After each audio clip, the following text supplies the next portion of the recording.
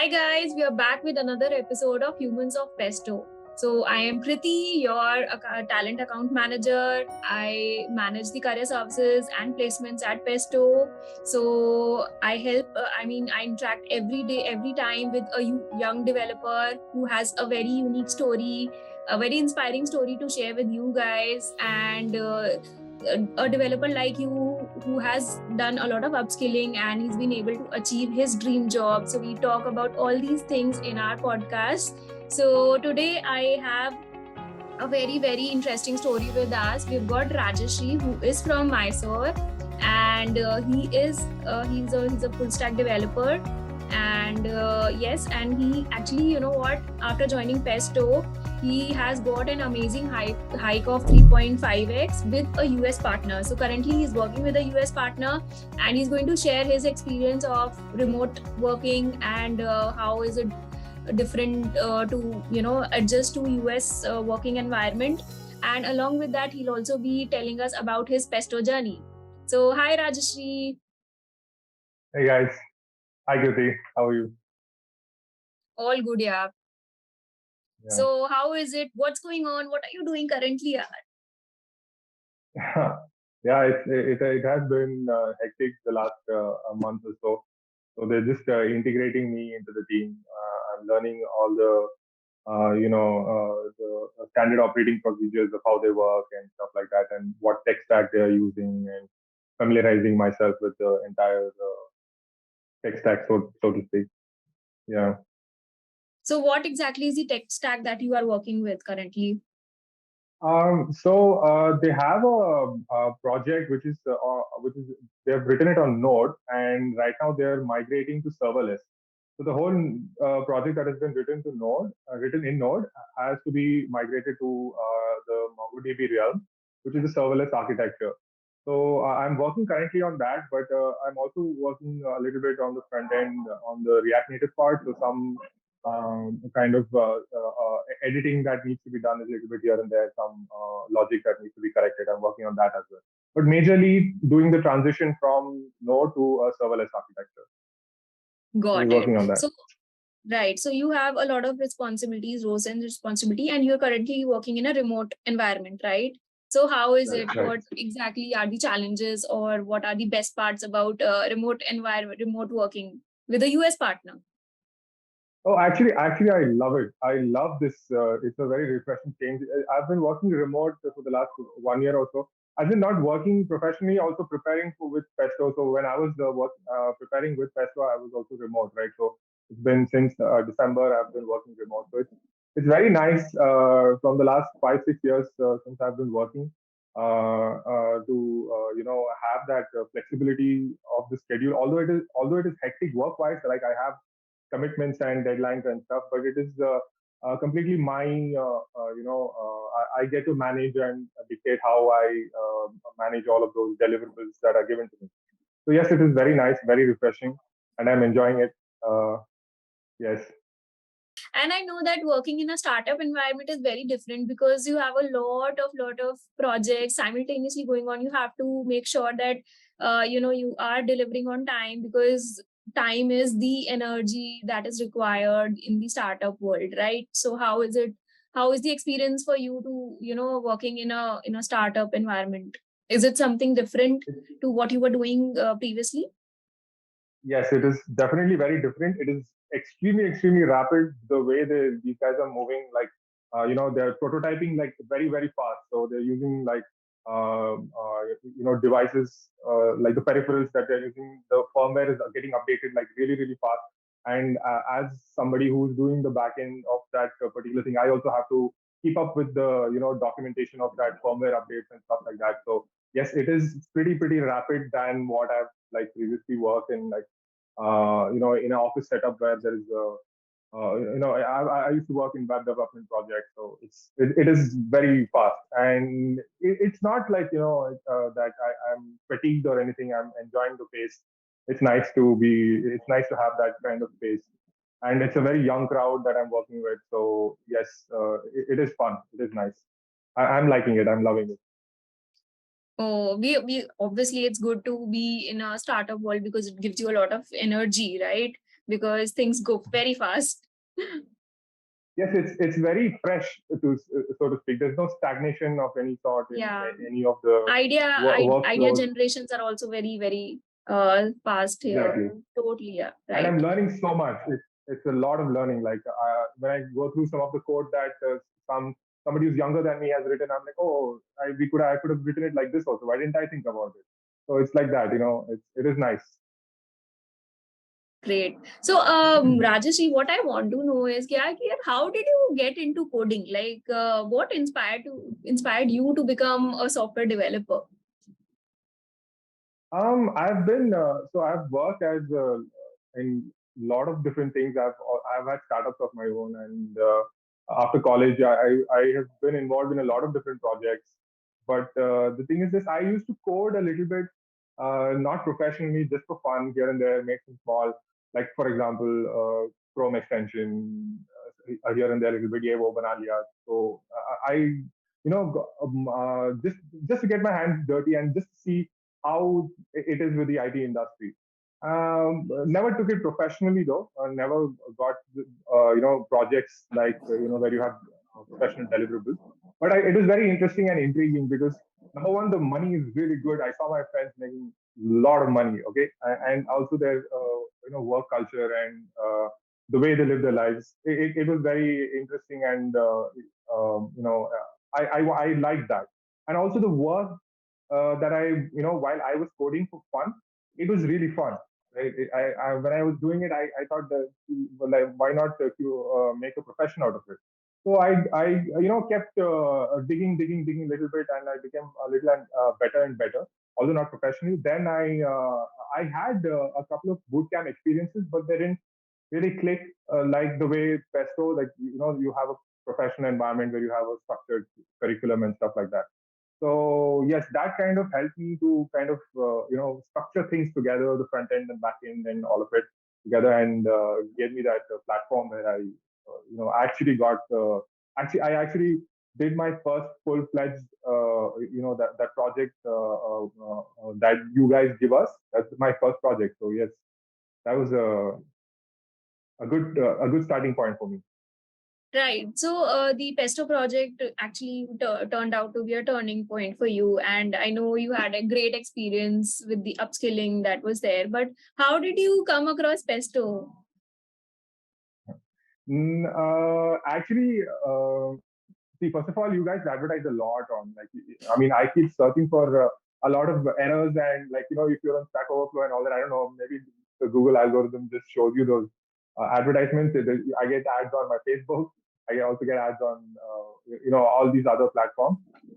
That's how I got to know. But I also had a couple of friends there. I mean, I had gone for a boot camp, like this is a semi-formal boot camp right here in Mysore. So someone told me about that, the ISA kind of setup that you guys had Mm. previously.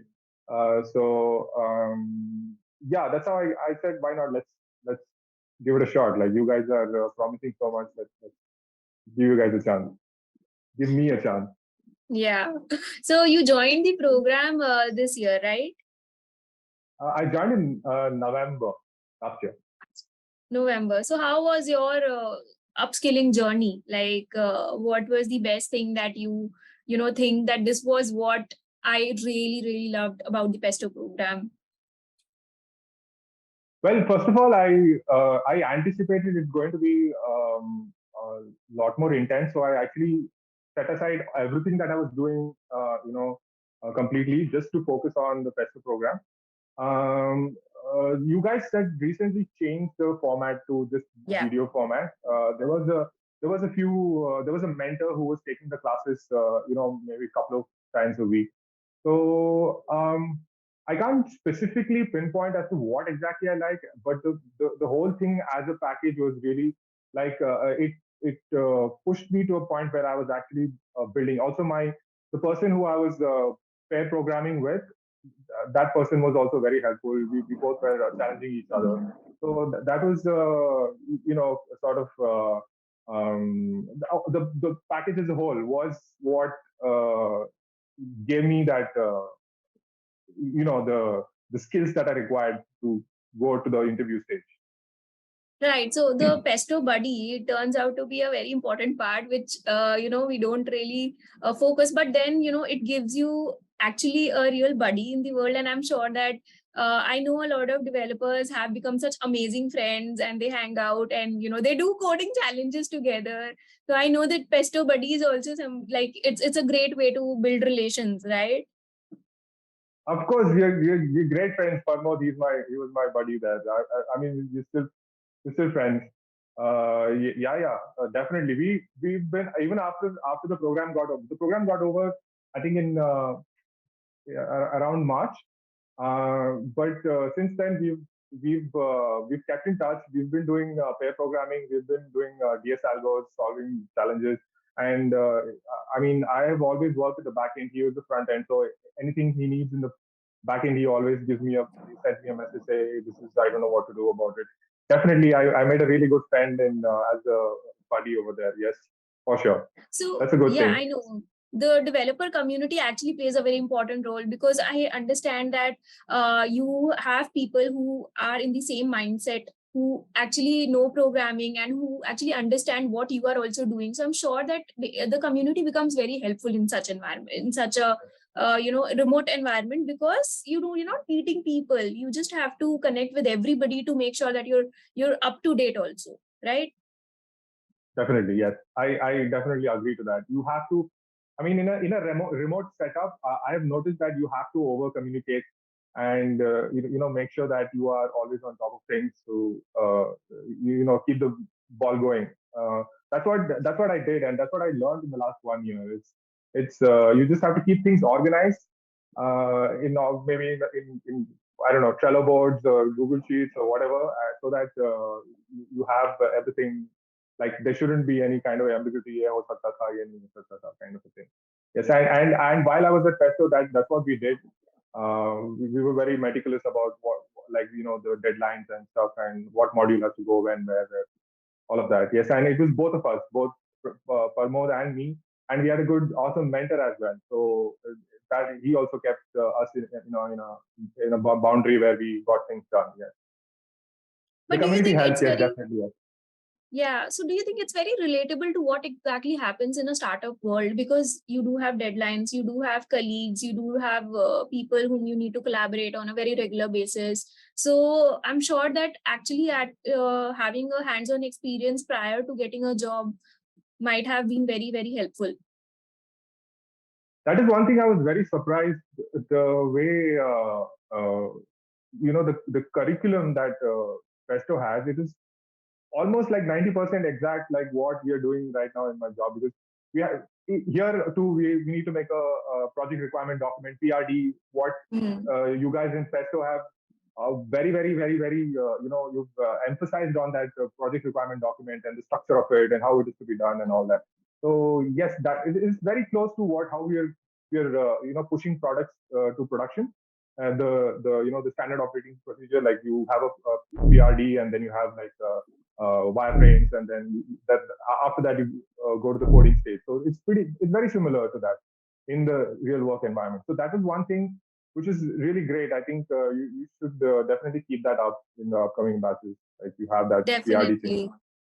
Yeah, Yeah, because even in the upcoming batches, people are still, all the developers are still supposed to work on their projects the same way. They will have a mentor. They will go through that whole training. First will be like coding part, like front end, back end, and everything, and then obviously they have to work on a live project, because that is why, I mean, it's very important to have theoretical as well as practical knowledge. So until and unless you're doing it practically, it should really should create a very big, huge impact. And so coming to placements, I know that you did an amazing job during your program and you completed your project with flying colors. So coming into placements, what I want to understand is, how did you prepare yourself for the actual interviews that you were going to be a part of? How was it, the technical challenges that you faced? And yes, so how was your placement journey? oh, the placement journey was a little khata meeta for me. It was a lot of different things. I interviewed with so many different companies, and the placement team has been very, very, very patient with me. Like, saying, nahi hoga, so it's okay. Another company, give it a shot. Even the company that I'm working with right now, there were a lot of Hmm. to and fro that went on with the company that I got hired eventually. So all of this has happened.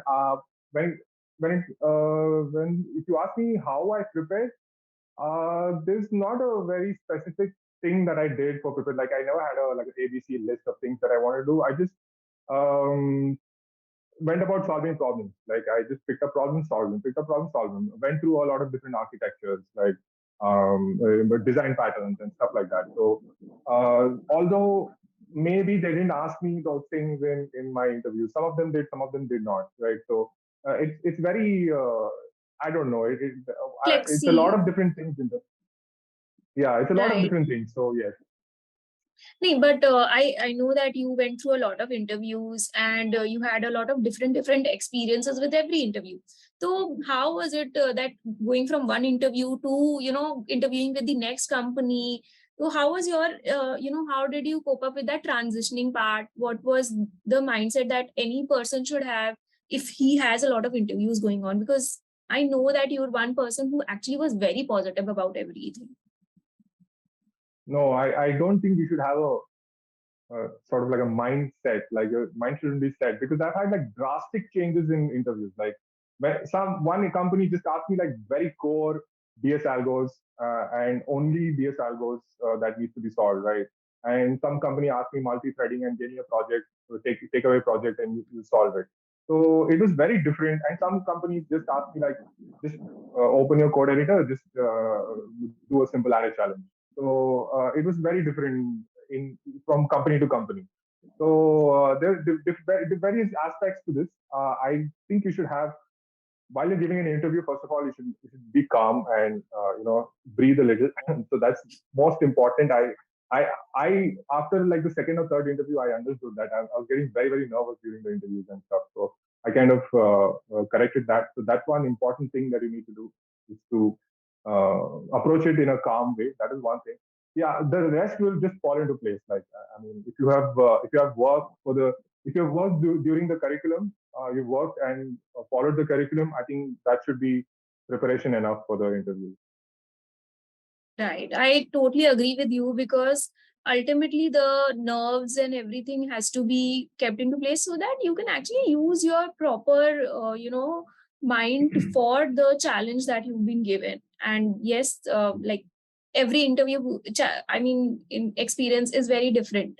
So Yes, this is totally relatable. I guess everybody relates to having interview jitters. yes, Yeah. yes, definitely. What are your future plans? What exactly are you looking for to do? I mean, I know you are working in a product, you're working for a product you want to deploy and make it live and everything, but what is it that you are looking for to do in your coming future? I'm not really sure about that. I have a like career wise, I see the loopholes that are there in my skill set, right? So when I'm talking to my colleagues, it's very clear that okay, you don't know this part of the you know the procedures or well, there are some loopholes in your understanding. So that's definitely what I want to work on for the next six months to a year. I want to improve on DS algos definitely, and also I want to go through a lot of the data pattern, design patterns and stuff like that, so that I want to move towards a more architecture kind of a role. So yeah, since that is my goal, I would like to upskill myself more and more towards that. So that is career wise, that is what I'm looking forward to in So the next year I or so at least. you're trying to upskill yourself in ds algo and designs and so what I want to know is like I know that you're a part of the community, so how is the community helping you in this? Because pesto also has a lot of workshops going on for all these topics related to coding. So how do you think, as a working professional, do you think these you being a part of these workshops, how is it? Are you looking forward to such workshops? Some of the workshops have been really nice. There was a workshop on crypto that was amazing. Uh, Web3, right? So yes, definitely the workshops are really nice. I haven't attended any DS Algos workshop, But we do pair programming with my Pesto buddy, so we are improving bit by bit. So yeah, that's about it. But the workshops are really nice. You bring like really, really uh, how do I say, people who've cut their teeth in the industry kind of guests, right? So it's nice to listen to them and kind of orient myself towards how they've done it. So yes, which is not available even on YouTube, right? So yeah, so that's nice. That's a nice touch to the community. I enjoy those. So anything that you would like to tell the young developers, because as we already talked about, that being a part of community has actually helped you so much. So how what exactly are your advice to young developers who are also trying to upskill themselves? Um, I would say you need to create leverage. Okay, whatever you do, just see how you can create leverage, whether it is skills or whether you know how to negotiate or however it is. Just have that kind of focal point where you can negotiate with your, your HR or whoever you're negotiating with uh, to give you the kind of projects that you want. So how you create leverage is either you upskill yourself or you make contacts or you join a boot camp like Pesto, which is giving you that leverage, right? So yeah, that's about it. Thank you so much, yaar. It was very, very, obviously it helps that as an alum, you are trying to help the younger developers also, because you have also had a similar journey. So I'm sure that a lot of people here who are listening, it becomes like a track that they can also be a part of and they can follow. So yes, this actually becomes very interesting for everybody. So guys, I hope that you've had an amazing time listening to Rajashree's story. He has a very, very interesting part, and he's been so inspiring. He's seen his ups and downs during his whole program and his placements. So it's not always that you get what at the first go. We all know the practical experience of it. And so Rajashri is also there in the community, guys. He's always available to help the young developers. So make sure that if you have any queries, if you want some advice, he will be there to help you. And we have a lot of developers, senior developers, mentors in the Pesto community who will actually help you to upskill and understand your journey as a software developer also. So make sure you're a part of the Pesto Discord community. We have the link given in this video also. And yes, make sure that you like, share, and subscribe this video, because it might help people, it might help your other friends who are also seeking some advice. It might help people who are wanting to become a young developer, a young software developer, or who into remote working also. So make sure that you're a part of this. And yes, I will be back with another episode in the next week with another interesting and very, very inspiring story for you guys. Thank you. Bye-bye. Thanks, Rudy.